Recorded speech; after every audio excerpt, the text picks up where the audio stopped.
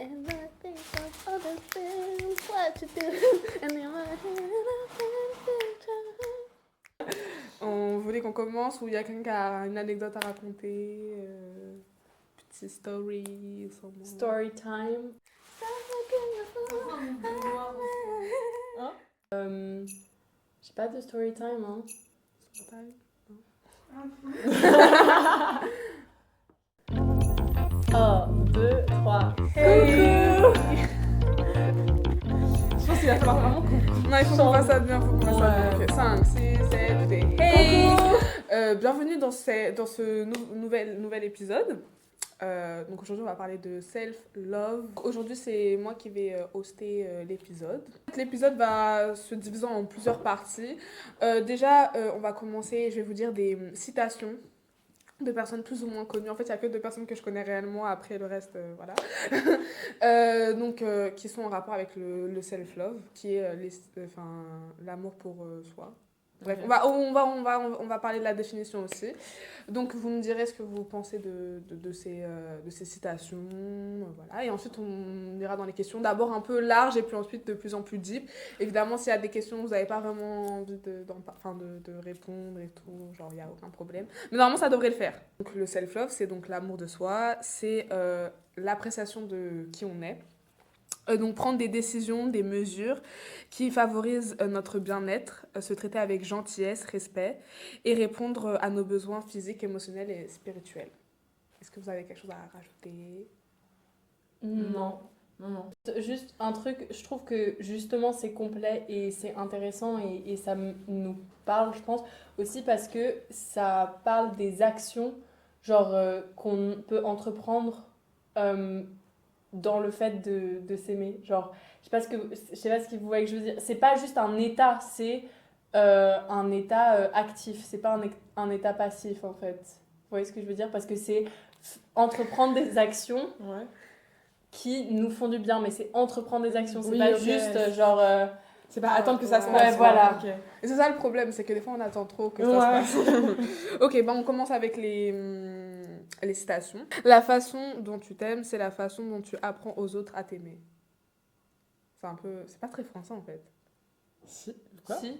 Ok. Moi je sais plus parler français, donc... Bah si, parce que c'est le truc de apprends-toi à t'aimer toi avant que quelqu'un t'aime en fait. Ouais, ça je trouve ça très très beau. J'ai un exemple enfin, pas un exemple, mais j'ai une... Enfin si, c'est un peu... Est-ce qu'on peut dire que c'est un exemple ? Non. Est-ce que j'ai déjà parlé de mes paquets de chips ? Ah oui, ok. c'est un exemple. Donc en fait, imagine qu'on est tous des paquets de chips nature. Non, on est tous, genre, un paquet, tu vois, tout le monde aime les chips nature. Genre, enfin, ceux qui aiment pas, what the fuck, les gars. Avant, j'aimais pas les chips, hein. Oui, mais t'aimais pas les chips en entier, mais... Bref, mais les chips nature, genre, c'est la base, tu vois. Quand t'as pas d'argent, c'est 75 centimes au Carrefour. C'est bien. Ouais, c'est donc, bien. Chips nature, si... les personnes avec qui tu vas être, tes amis et tout, en fait, ils vont juste rajouter des épices, tu vois. Ça va rajouter un peu de sel, ça va rajouter du barbecue, ceux qui aiment barbecue. Chips au Jura, c'est tellement bon, les gars. Non, en fait, non, mais on peut pas dire la marque, on n'a pas le droit. Mais il y a une marque de chips qui font genre les chips au Jura, genre chèvre et puis... Oh non, mais les gars, oh. Bref. Ok, pardon. Je me suis excusée enfin bref, du coup voilà, genre en fait tu dois être enfin moi ma mère m'a toujours dit ça, il faut que tu sois genre parce que tu sais les gens qui sont en mode ouais t'es ma moitié, non en fait non, pas, genre, je suis moi et toi tu rajoutes ma genre. couleur, tu vois, ou tu rajoutes un truc et genre un petit plus, tu vois, mais je dois être le rond en entier. Moi je l'ai appris récemment, ce truc là de non tu peux pas dire à quelqu'un t'es ma moitié parce qu'en fait on est déjà une entité, tu vois. Et non, mon corps est là, j'ai 2 jambes, j'ai 2 bras, tu vois, et non, tu peux pas être ma moitié. C'est que je suis une personne, je suis moi, et tu m'apportes quelque chose, ok, mais sans toi, je peux vivre, tu vois. Et je pense que c'est ça qu'il faut comprendre, c'est que on a beau avoir des relations avec quelqu'un, amoureuses ou amicales, et quand la personne elle part, forcément c'est difficile, mais tu peux survivre, c'est ça le truc. Oui, et c'est important parce que aussi, si on dépend d'une autre personne pour nous compléter, en fait, nous, on trouvera jamais de satisfaction parce qu'en fait, l'autre personne n'est pas là pour vivre notre vie à notre place. Et aussi, je trouve que ça met une pression sur l'autre personne en plus parce que, notamment si cette personne est déjà genre entière, entre guillemets, ou se voit de cette façon-là, bah en fait, ça lui met la pression d'être ton soutien et ton pilier alors que tu devrais être ton propre. Après, genre, c'est facile à dire, encore une fois, enfin, genre, c'est facile à dire que c'est comme ça que ça devrait être, enfin. Mais dans l'idéal, ça devrait être comme ça, ouais. Le truc de apprendre aux autres comment s'aimer, comment t'aimer en t'aimant toi-même, bah en fait, c'est aussi quand tu t'aimes, bah tu apprends à savoir ce qui te fait du bien et justement, du coup, tu peux le communiquer à d'autres gens. Ne te sens pas seul, l'univers entier est en toi. Arrête de faire semblant d'être petit. Tu es l'univers en mouvement extatique. Enflamme-toi. Alors, c'est trop drôle parce que j'ai acheté un livre de Hermanès qui s'appelle Siddhartha, un truc comme ça. Je sais pas, genre, bon, bah, en tout cas, il est dans mon sac. Et je suis en train de le lire. Et le début de la phrase, c'était quoi? C'était ne te sens pas seul, l'univers est avec toi. Bah, en fait, hier, L'univers est en toi. L'univers est en toi. Et bah, il y a à peu près la même phrase dans ce livre. Ah et ouais? moi, j'ai adoré parce que Hermanès, du coup, c'est un grand philosophe qui est vraiment trop bien. Et j'ai beaucoup aimé parce que c'est vrai. Genre, en vrai, t'es pas seul. Genre, oui, en soi, genre sur ton entité à toi et sur le corps et tout, mais non. Genre vraiment, il y a tellement de choses. Genre scientifiquement, il y a tellement de choses dans ton corps. Donc tu peux pas vraiment être seul, tu vois. Mais on a tendance à se sentir seul vis-à-vis de par rapport aux autres et tout, ou même enfin moi ça m'est déjà, en tout cas personnellement ça m'est déjà arrivé de même s'il y a des gens qui m'entourent, d'avoir l'impression d'être seule avec mes propres problèmes et tout, mais c'est normal parce que t'es seule avec ton esprit quand t'es chez toi dans ton lit et que tu réfléchis, bah t'es tout seul en fait.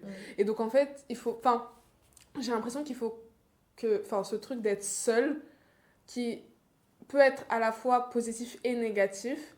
J'ai l'impression que des fois quand on dit en mode ouais, des fois j'ai l'impression de me sentir seule, en fait on le dit négativement alors que dans tous les cas en fait être seule c'est pas, enfin je sais pas comment expliquer, j'ai du mal à aller au bout en fait de mon idée, mais en fait je pense qu'il faut le tourner un peu plus positivement, ouais, en se disant que bah du coup avec cette phrase là où on comprend en fait, enfin même si t'es seule c'est pas, bah t'es pas vraiment seul quoi, tu vois. et t'es pas obligé d'être malheureux parce que t'es seul, parce que dans tous les cas tu seras seul toute ta vie, Oui, tu parce meurs, que tu meurs seul, tu vois. Ouais. Tu vis, parce que même si tu vas rencontrer des gens et tout, ça va être trop bien, quand tu seras chez toi dans ton lit, t'es avec toi dans ton lit seul, même s'il y a quelqu'un, enfin oui. Quand tu dors tu rêves tout seul, tu vois. Ouais. Genre donc en fait c'est pour ça que le fait de s'aimer, de s'accepter, enfin c'est même pas de s'aimer en fait, c'est plus de s'accepter comme tu es, parce que s'aimer c'est un truc je pense qui peut durer toute une vie, tu vois, apprendre à s'aimer, mais apprendre à s'accepter, genre qui tu es avec genre avec ta personnalité, avec genre ton physique et tout, genre parce que ton physique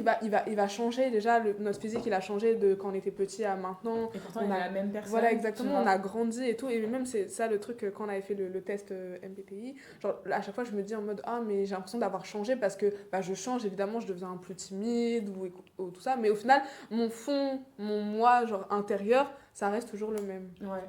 Mais il y a un autre truc par rapport à ça, c'est que bah, déjà, scientifiquement, aucune de nos cellules qu'on a aujourd'hui, on avait les mêmes il y a 5 ans.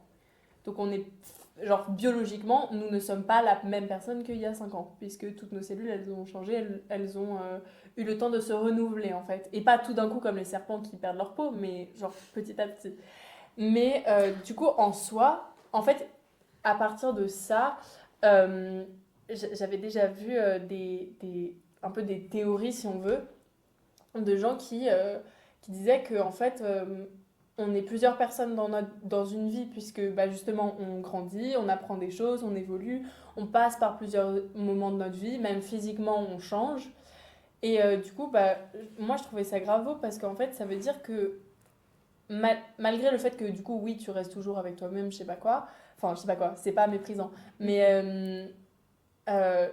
tu restes aussi avec plusieurs personnes en soi, puisque si on suit cette théorie-là, puisque du coup, enfin, si on considère que tu es plusieurs personnes, bah du coup, il y a plusieurs personnes de toi qui s'entrechoquent en fait. Et puis il y a aussi ce truc de... Enfin, je sais pas si on peut le dire comme ça, mais genre notre nous d'enfant. Enfin, tu sais, le fait, tu sais, quand on dit ah, t'as encore ton âme d'enfance, bah, en soi, c'est comme si tu portais aussi ton enfant, parce qu'avec tous tous les traumas qu'on a eu et tout, bah, l'enfant, il est là, tu vois, genre, l'enfant qui a pleuré ou qui a été mal, il est là, il est avec toi, il vit en soi avec toi toute ta vie, et c'est ça que des fois, enfin, ça arrive qu'à cause de ça, il y a plein d'actions, plein de choses que t'es pas capable de faire parce que de tes anciens traumas. Donc en fait, c'est comme si t'es toi, genre, de chaque année s'empile au fur et à mesure pour te former toi. Enfin, genre, c'est comme les anniversaires, en fait, c'est comme si c'était, genre, un an de plus dans cette vie avec tous les autres de toi qui sont là. Genre, c'est comme si tu fêtais, genre, tous tes anciens toi, en fait. Ça, c'est trop beau. Ça, c'est beau. Voilà. Aussi, il y a moyen, je rote dans le podcast. Non, je dis ça comme ça parce qu'en fait, genre, Soyez pas choqués, quoi. Non, j'ai eu envie parce qu'en fait... Non, mais c'est le coca. Je voulais juste prévenir, mais sauf que je trouvais pas le right moment. Genre, du coup, bon. Voilà. Non, mais il faut s'accepter de A à Z, même Voilà. les ronds. Même les ronds. J'allais dire un truc, mais on n'est pas aussi proches. On passe à la prochaine... Question, ouais. Enfin, pas la prochaine station. De Beyoncé, la queen herself. Ton estime de toi est déterminée par toi-même. Tu n'as pas à dépendre de quelqu'un pour te dire qui tu es. Alors, oui, mais non, en même temps. Parce que, par exemple, quand on est plus jeune, les personnes avec qui on parle, avec qui on a beaucoup de discussions, et les personnes qui nous créent, en fait, c'est nos parents. Et je pense que quand ton père ou quand ta mère, quand un de tes parents te répète sans cesse et te rabaisse, il y a un truc, il y a une phrase qu'il te dit, t'es vraiment nul, t'arriveras jamais, par exemple, t'arriveras jamais à l'école. Je pense que ça te forme. Ça te dit littéralement, bon, bah, écoute, j'ai quoi? J'ai 2 en français, bah j'y arriverai pas, quoi. C'est pas grave. Et je pense que c'est aussi... Enfin, c'est peut-être moins imprégnant parce que tes parents, quand même, genre, quand t'es enfant, tu peux pas te... Enfin, neurologiquement, quand t'es enfant, tu peux pas te dire que tes parents t'aiment pas. C'est forcément de ta faute, en fait, s'il y a un problème. Enfin, ça, c'est un truc psychologique, tu peux pas. Donc, voilà. Mais, donc, je pense que tu intègres vachement ce que tes parents te disent. Mais il y a aussi... l'éducation scolaire, enfin, je trouve que ça a quand même un impact parce qu'on passe beaucoup d'heures à l'école. Plus que... Et, et du coup, je pense que par exemple, si tu as des professeurs aussi qui te soutiennent pas, ou même s'il y a des gens à l'école, d'autres élèves et tout, qui te harcèlent par exemple, en fait, ça peut grave affecter ta vision de toi-même. Et après, bien sûr, tu peux changer ça, bien sûr, tu peux travailler dessus, mais justement, c'est un travail en plus. Et c'est des choses qui te marquent, je pense, sur lesquelles tu peux pas revenir. Surtout que ce n'est pas de ton propre fait, c'est du fait d'autrui. Donc, tu n'as pas le contrôle sur ça. Donc oui, au final, tu as juste le contrôle sur le travail que toi, tu peux faire pour te soigner. Mais en soi, il y a l'influence des autres, du coup. Beyoncé, dans ce qu'elle a voulu dire, c'est vraiment genre la recherche d'un idéal. Le but, et le Saint Graal, ce serait qu'on n'ait plus besoin de quelqu'un qui pose un regard sur nous pour qu'on se dise, voilà, je suis comme ça, alors qu'en fait, on peut très bien le faire soi-même, tu vois. Du coup, prochaine personne, Madonna. Aussi, encore une fois, une queen. Genre. Je suis ma propre expérience. Je suis ma propre œuvre d'art. J'ai rien à rajouter en perso. Ouais, enfin, je pense que tout est dit, genre et quand on parlait de nous-mêmes vivre notre vie et de genre que on est là de A à Z toute notre vie avec nous-mêmes, bah c'est un peu ça c'est aussi, ça, genre. Et que justement, en fait, les choix qu'on fait pour se construire, ça construit notre œuvre d'art indirectement parce qu'on peut considérer que notre vie, nos actions, ça va vers ça.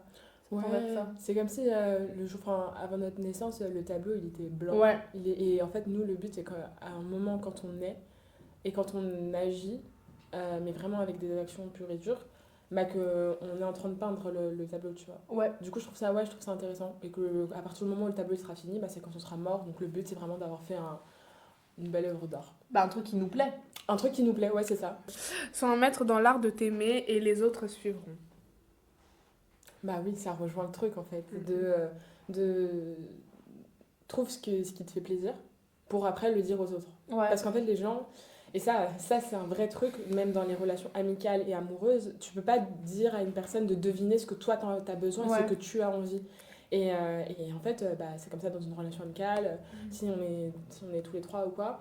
ouais, bah non, moi j'ai pas envie que Mélodie ait ce comportement avec moi, non, j'ai pas envie que Sophia ait ce comportement avec moi. Mais si vous le savez pas, bah vous pouvez pas deviner. Ouais, c'est ça. C'est exactement comme ça en fait. Et ça, c'est comme ça dans l'amour, c'est comme ça avec les gens. C'est une question de communication et de relations humaines.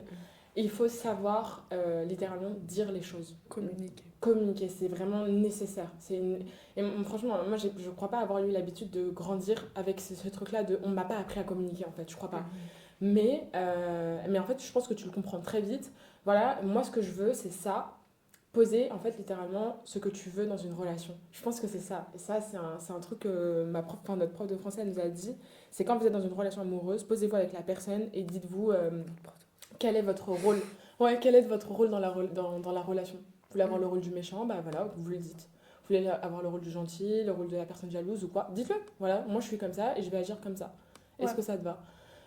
Bon, c'est pas... Apprendre ou à laisser. Apprendre ou à laisser. Ou alors, on fait en sorte de changer ensemble. Voilà. Encore une fois, c'est mon avis, mais je pense que dans chaque type de relation, donc amoureuse, amicale, même familiale, en fait, la communication, la confiance et le respect, qui sont, je pense, les trois valeurs, en fait, assez importantes qu'il faut respecter, comme tu disais, du coup, déjà, Océane.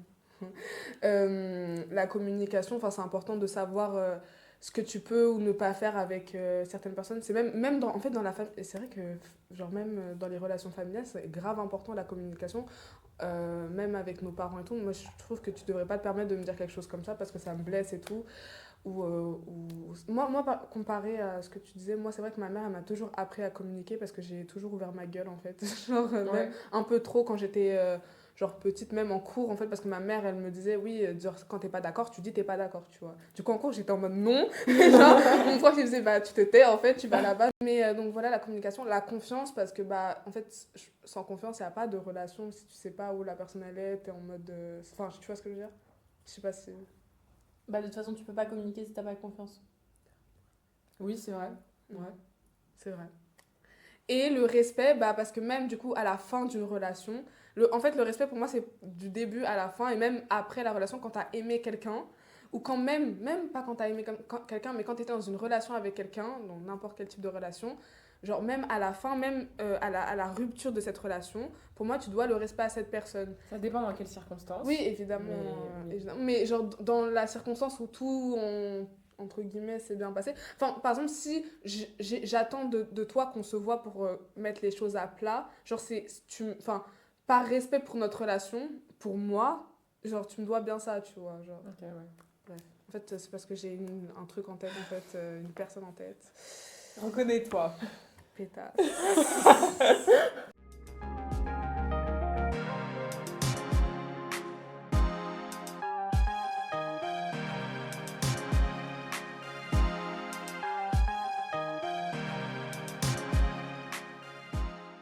On commence par des questions un peu plus larges, ensuite on rentre un peu plus dans le deep. Du coup, que signifie pour vous l'amour de soi inconditionnel? Ouais. Ouais, c'est déjà... Bah, je pense qu'on l'a abordé tout à l'heure avec le fait de s'accepter. Et du coup, je pense que le mot... Enfin, on en avait déjà un peu parlé, mais je pense que le mot inconditionnel, c'est... Pardon. C'est important aussi parce que c'est l'idée que s'accepter, ça va avec se donner le droit de faire des erreurs et le droit de pas toujours être à la hauteur de tout, mais accepter que ça fait partie de soi, en gros. Parce que justement, on parlait du fait que on est avec soi de A à Z, de la naissance à la mort. Bah, en fait, si on est constamment en train de se faire un procès, c'est compliqué pour avancer. Non, ouais, moi aussi, c'est le mot juste inconditionnel qui me pose problème. Parce que, en fait, j'ai l'impression que l'amour de soi, c'est comme un cycle. Tu sais, ça peut pas être tout droit.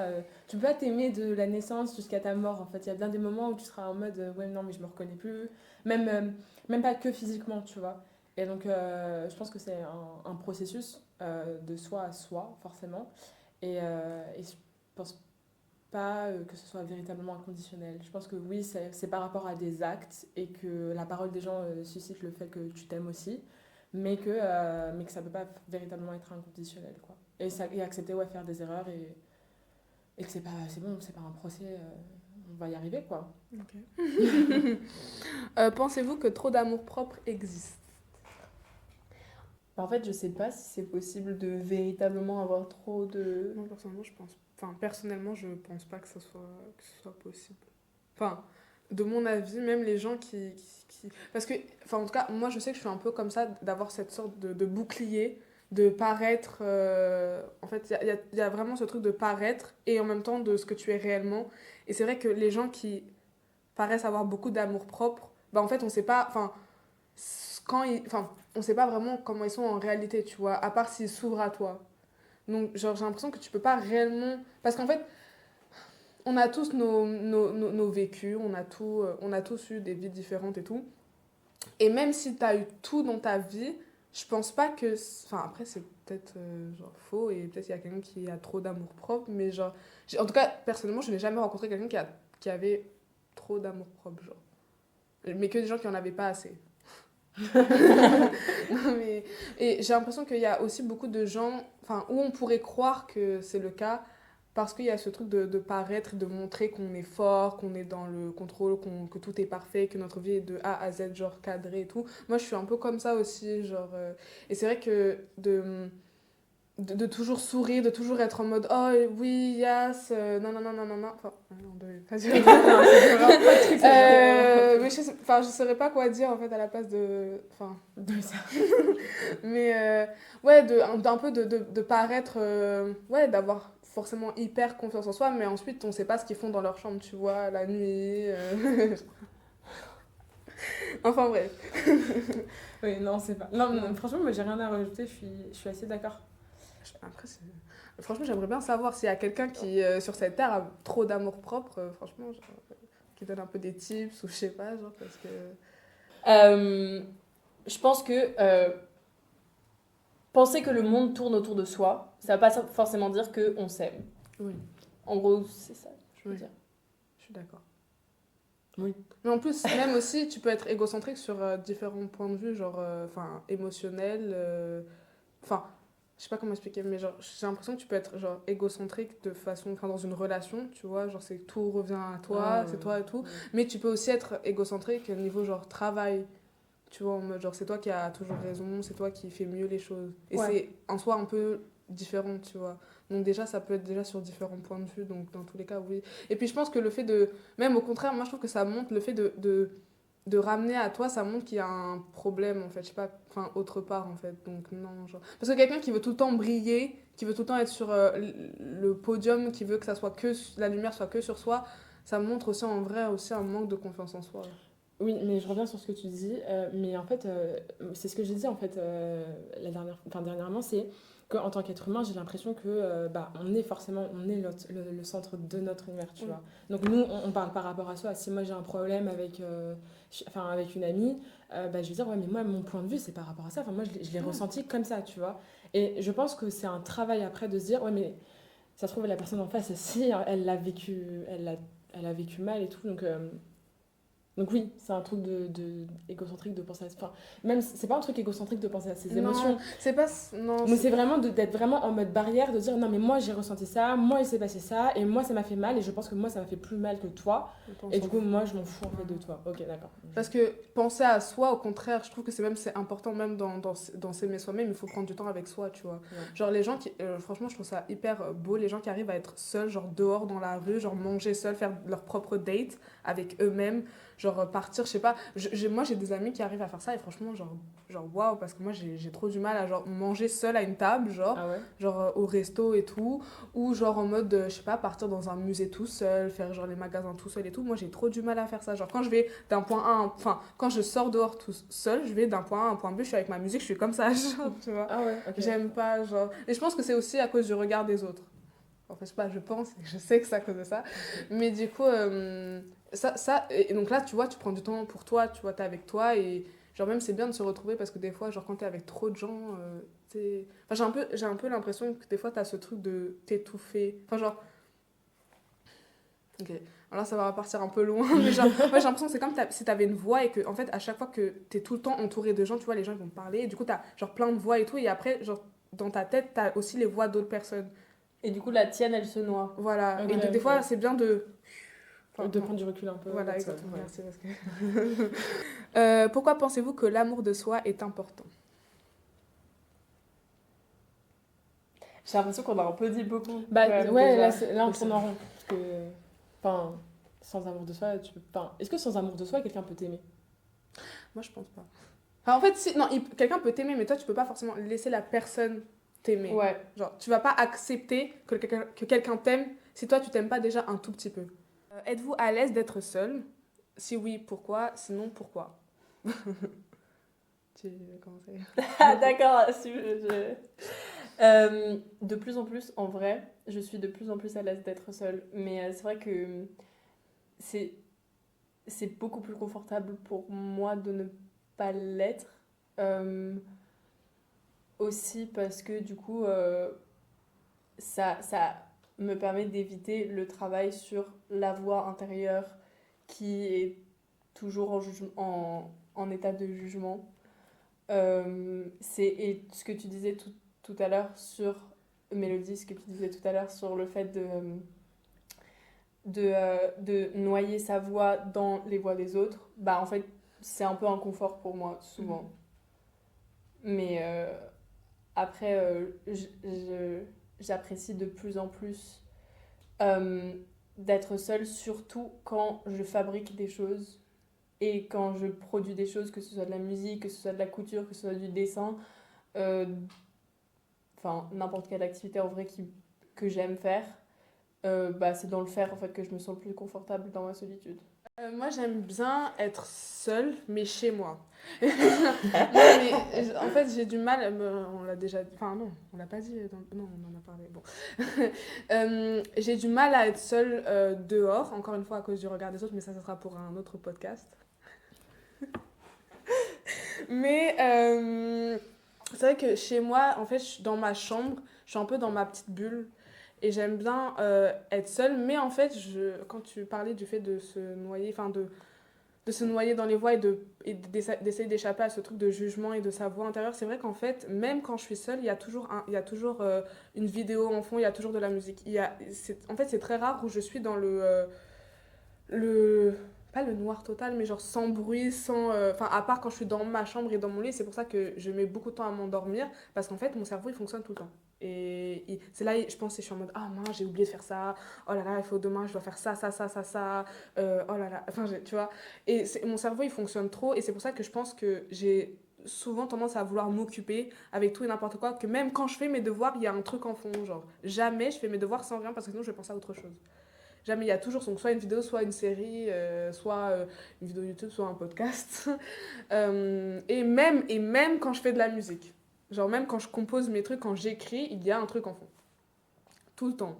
Enfin, pratiquement tout le temps. Genre. Donc je pense que ça montre aussi le fait que j'ai pas envie de forcément des fois me retrouver avec mes pensées. Et c'est vrai que surtout quand genre, c'est des moments où je me sens pas forcément genre super bien et tout. Je préfère ne pas penser parce qu'en fait, sinon, je vais rentrer trop dans les réflexions, trop poussées en fait. Je vais comment on dit psy. Je vais m'auto-psy et je vais être en mode oui, alors Mélodie, pourquoi tu penses ça? En introspection. Ouais, vraiment, mais trop. Ok. Trop. Genre, c'est too much. Moi, je suis à l'aise. Enfin, je suis à l'aise quand je suis seule. Je préfère être seule que être avec des gens. Enfin, en fait, c'est depuis peu que j'accepte d'être avec des gens, dont une personne. Et avec qui, mais vraiment avec qui, j'ai une amie avec qui je peux rester, mais je peux la voir tout le temps en fait. Et c'est pas, voilà, c'est comme ça. Et pourtant, c'est un truc que j'arrivais pas à faire avant. Je peux pas avoir une personne plusieurs fois, ça me saoule, je suis lassée très vite en fait, ça m'énerve vraiment. Mais par contre, j'adore être seule, c'est-à-dire que le truc que j'adore faire, c'est moi j'adore marcher, donc je marche longtemps, partout. Et être seule, moi c'est mon kiff, parce que du coup ça me permet je mets mes écouteurs, il n'y a pas de musique et je parle toute seule en fait. Et ça c'est mon truc. Et genre là, par exemple, je pars en août en Auvergne et je vais camper toute seule. Voilà, puisque ça me fait kiffer, genre. Ça me fait vraiment kiffer. Et j'aime bien ce truc, mais en fait je me suis aussi rendu compte que à être toute seule à chaque fois, bah j'en perds aussi mon truc de vouloir, parce que moi j'aime, enfin les rencontres, je trouve que ça forge toi, quoi. Donc, je pense que c'est hyper important de rencontrer des gens, de discuter. Moi, je trouve ça vraiment nécessaire. Et en même temps, j'ai peur aussi, moi, de me retrouver dans un truc où je suis toujours toute seule et j'en reviens juste à ne pas rencontrer des gens, à pas discuter et je suis juste dans ma petite bulle, tu vois. Et ça, c'est le truc d'être cool. C'est le truc sympa de me dire que là, je vais camper en août et j'espère ne pas rester comme ça dans mon truc, à genre être dans mon truc de voyage solo et tout, et à pas penser au fait que, bah non, justement, j'ai envie de rencontrer des gens, j'ai envie de parler avec des gens, j'ai envie de bouger un moment et de me retrouver dans je ne sais quelle autre ville, tu vois, c'est genre vraiment mon kiff, tu vois. Et voilà, mais moi, je pense que je suis bien à l'aise avec ça. Tu t'en parlais tout à l'heure, être à l'aise à... Non, tu disais quoi? Tu disais que c'était cool les gens qui pouvaient aller manger au resto toute seule et tout. Bah moi je trouve ça kiffant, enfin genre vraiment le faire ça me fait plaisir. Genre vraiment je vais dans un musée, je vais me balader, je vais me poser. Ça me fait kiffer quoi. Franchement, je rêve trop de faire ça, genre. En vrai, c'est une bonne fin. Oui. Ouais. Bon, bah voilà. Merci de nous avoir écoutés et on va poster cet épisode quand? Attendez, comme ça on vous souhaite une bonne journée, genre. Le 21. Ouais. On vous souhaite une bonne journée en ce 21 juillet. Voilà. Ouais. Et prenez soin de vous, les amis, c'est important. Non, mais c'est vrai, c'est important. Ouais. Et en vrai, à la fin de cette vidéo, soit mettez en commentaire une affirmation que vous avez envie de vous dire et prenez le temps d'aller devant votre miroir et de vous dire à vous-même une affirmation aujourd'hui. Ouais. Voilà. Slay Queen. Allez, bisous, que de l'amour et quelqu'un a une blague pour l'atmosphère là parce que je peux. Okay, alors, vous l'avez déjà entendu, c'est sûr, mais moi ça me fait rire à chaque fois. Vas-y, on t'écoute. Ok, je regarde pas. C'est bien que là je pète. T'es dans le thème. Il y a. Ah ok. Il y a. Il y a un pingouin, il respire par les fesses, si ce soit humain. Allez. Ok, merci beaucoup les amis.